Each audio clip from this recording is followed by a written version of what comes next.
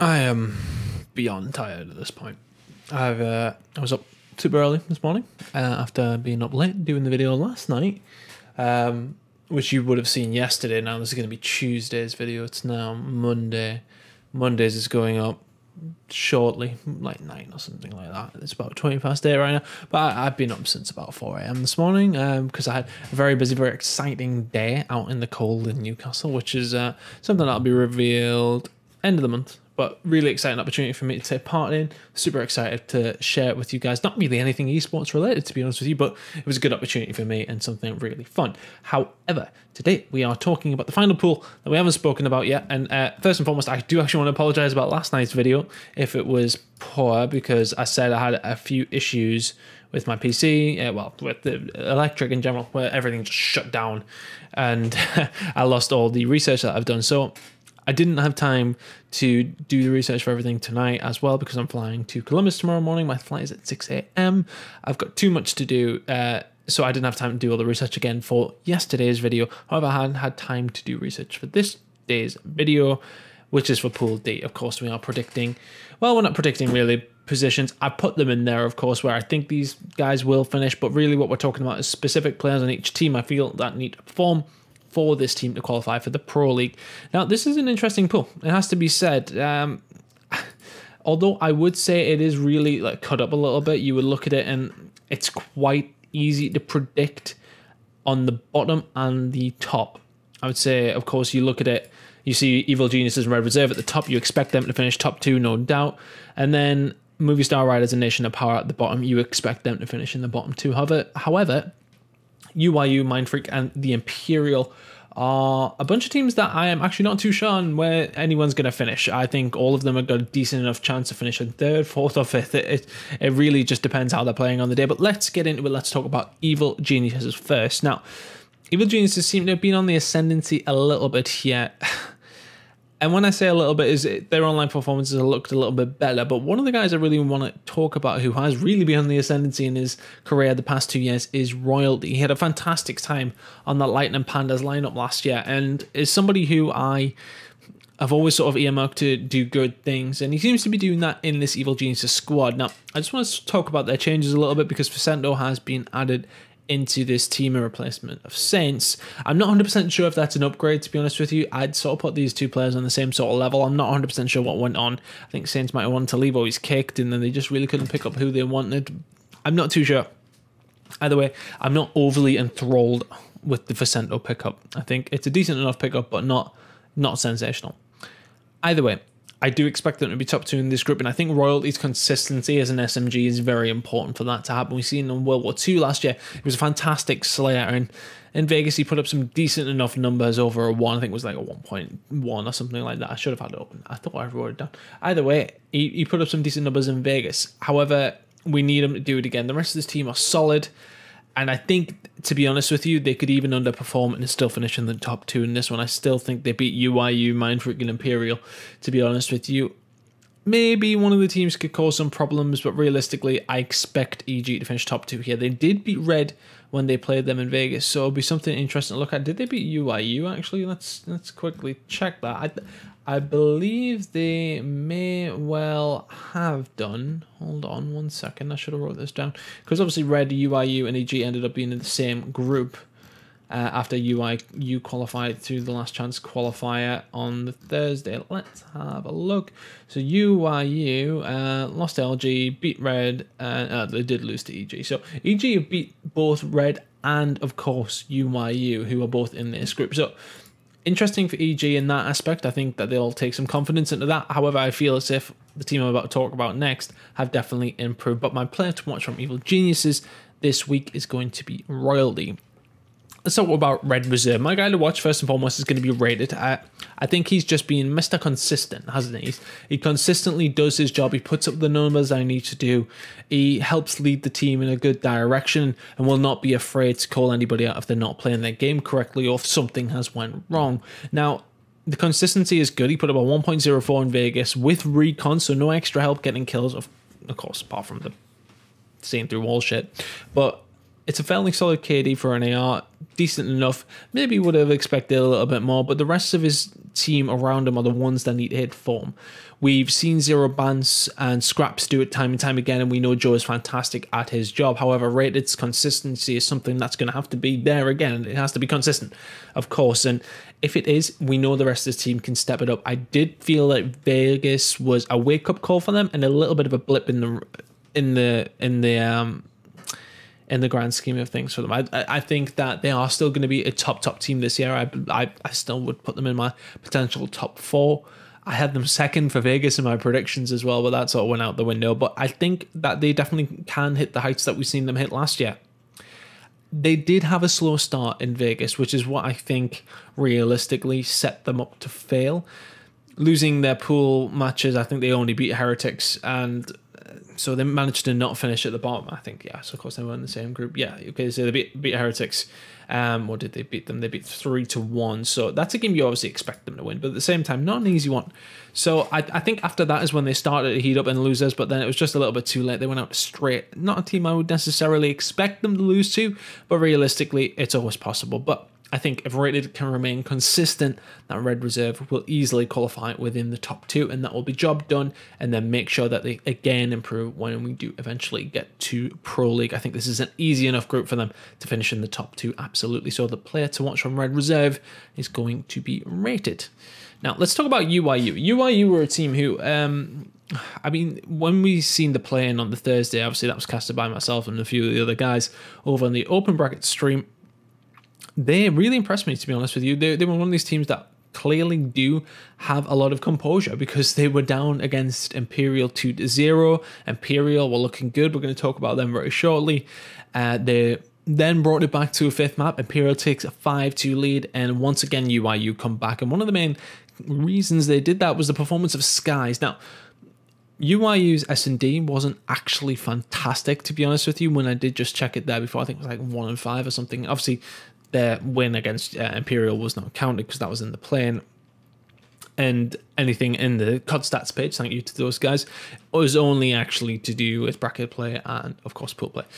However, when they did get the pool play, their S&D did really struggle. But Skies, for me, is one of these guys in S&D who can put up some numbers. He put up a 1.03, which is okay. Now he needs the rest of his team to be consistent and try and bring that level up once again. But had a decent enough tournament. You know, whenever I watched him, which wasn't a great deal, he was performing very, very well for UIU, who are a real surprise packaging this event, managing to get into groups. And then, you know, I feel as if they were a little bit unlucky when they then got out of groups, as they dropped down after finishing they finished 3rd in their pool, so great job in that aspect, and they dropped down and have to play current world champions Envy. So I mean, that's just the way it goes. Unfortunately, sometimes there are some sharks in that losers bracket, and Envy were definitely one of them. They want a bit of a run themselves, and that's the thing. If you drop in the losers bracket, you can potentially be going up against somebody who's already won 2 games if you finish 3rd. So they're all on a high one, you drop down, you may be a little bit cold, you get beat. They got beat 3-1, so they did win a game back. However, I don't know if that's sort of their ceiling. That is really where they could potentially belong. So I'm interested to see what UIU can do here. I do want to point out that they did, of course, beat EG and Red Reserve, if I'm correct. Let's just have a look. I've just said that as well. UIU, they beat Red Reserve. Sorry, they beat Red Reserve and they beat Heretics. They lost to EG. So that's not a bad experience for UIU to have. However, I don't think they're going to be able to beat Red again. I'd imagine Red are definitely going to step the game up this time round, but UIU are definitely in contention to finish in the top 3. I believe they definitely could, but the rest of the teams in this group, outside the bottom 2, could definitely cause some problems. But my player to watch from UIU is going to be Skies. Now, let's talk about Mindfreak, because Mindfreak seem to have just raided the young and upcoming youngsters in Australia and said, right, screw it, put them on the team with our 2 left best players, and see what happens, because Vegas was a poor result from them. They made some changes, some of them that were forced because Den's obviously left. That clearly just didn't work out, but the one guy that did work out, the shining light for Mindfreak, was definitely Luca. This is a guy that came in and put up some really good numbers and was really impressive at times. He had one of the top KDs in Search and Destroy specifically, I think. Let's have a quick look, actually, because I should have really put this down again. You see, this is it. I'm tired. I'm rushing things. It's bad for me. I need to have time to do these things. My mind just can't process everything at the same time. Either way, though, Luka did put up some good numbers, as did Fighter. I can't quite find them there, and I don't want to waste your time while I'm looking through COD stats. But Luka is a guy who impressed a lot of people. You know, was his first really big event, big international event, and he performed. It was just the rest of the team really not at the races. We seen Excite got dropped because of conflicts within the team. Buzzo has now went to a coach, which you could argue has maybe been a little bit overdue. Buzzo really has sort of been in the limelight or in the firing line for quite some time now, and eventually he has gone, but he will be moving to a coach role. And I think there is a risk here because they've lost the experience of Buzzo. However, I feel as if they've probably gained in gun skill, etc. when they're bringing through these two young guns in Swifty and who's the other guy that actually joined up? Sorry, you see, this is what I mean. I'm grossly underprepared because of how tired I am. Beeston. Okay, so I spoke to a couple of the guys in Australia about Beeston. I spoke to Miles. I spoke to a couple of guys in Miles' chat when he was streaming, of course, and they said he has potential, but he hasn't really played in a really good team for some time and is going to be raw. Now, I think this is a risky thing to do when so much is on the line in this event. I'm not totally convinced Mindfreak are going to qualify for the Pro League. Rated actually, when I said this on Spotify,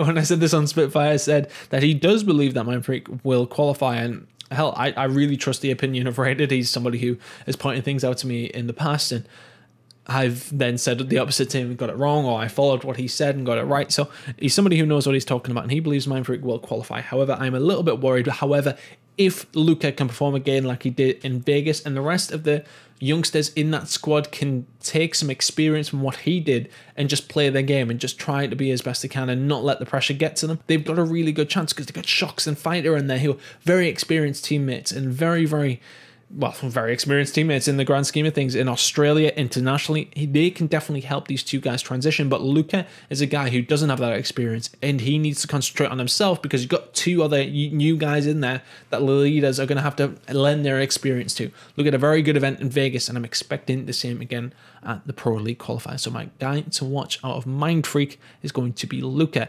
Right. Let's talk about Imperial, because they're my last team I've got a lot on. The bottom two teams, I'll be honest, I've brushed over because I really think there is a massive gulf in class after we get to that 6 and 7 spot. So let's talk about Imperial, because a lot of people will see the result from Vegas and say, well, it's just Epsilon from last year, the same problems again. However, I don't believe that's the case. I think the addition of Denzer and Moose was a good one, a good combination of experience in Moose and young talent in Denzer that has made the roster an interesting prospect. Now, I do believe they had an unfortunate time in Vegas. They lost in bizarre fashion to UIU. They were up 2-0, as said, lost the last SMD 5-2 after the reverse comeback was nearly completed. And I feel as if that set a bit of a precedent for the rest of their tournament where, you know, your confidence is knocked from that, absolutely. And it's disappointing for them because I feel as if they are a good team. And one player who really did struggle last year but has impressed me so much in this team whenever I've seen them play is Vortex. Now, he looked like one of the worst players in the Pro League last year. He really did. And he's a good friend of mine. I travel, he's from the same area as me. I travel to events with him all the time. But he admitted last year he just wasn't there. The game wasn't great for him. The team didn't work. And he's very much a confidence player. And I feel as if he has that confidence and they get a win under the belt early, then that's going to make things a lot easier. I think it's an absolute toss-up between themselves, MF and UIU for 3rd, 4th, 5th. I do not know what order to put them in. My head says MF will potentially finish 3rd just because of the experience that they have. With Imperial maybe 4th and UIU potentially 5th. That's sort of where I'm leaning, because UIU and Imperial have very close games. Mindfreak didn't have a very good Vegas, but they've got the experience. That's where I'd sort of put it if I was to take a stab at it, but realistically, it could end it any other way. I feel as if Imperial have got a decent chance of finishing top 3. UIU, I said, their game was close against them.